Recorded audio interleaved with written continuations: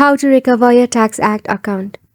So for this, go ahead and open a browser, and in the search bar, go ahead and search for TaxAct account or type in www.taxact.com. Now once you do this, you will land here in this official web page where you have to go ahead and tap on the sign in option. Now, since you have forgotten your username and password, tap on forgot username or password. Enter either of your email or your mobile number that is connected to your TaxAct account. If you have entered your email address, it will provide you with a verification code which you need to copy and paste in the dialog box displayed.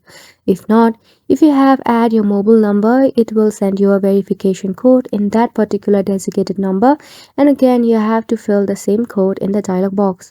And since you do that, you will be able to go ahead and verify yourself.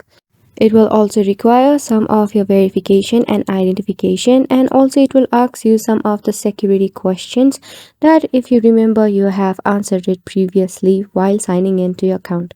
Now once you are verified, it will display a new create a password option for you where you can go ahead and edit your password. Since then, that will be your new password for your TaxAct account. After that, you'll be able to successfully log in back to your TaxAct. If you are confused regarding to it, there is a chat bubble at the bottom of the screen where you can tap on it and an agent will help you through the process. If not, there is a support option in the TaxAct web page where you can tap on support.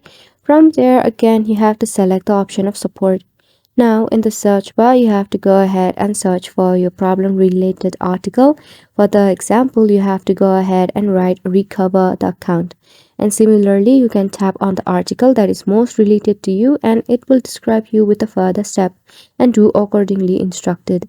Now make sure to go ahead and give this a try, and thank you so much for watching.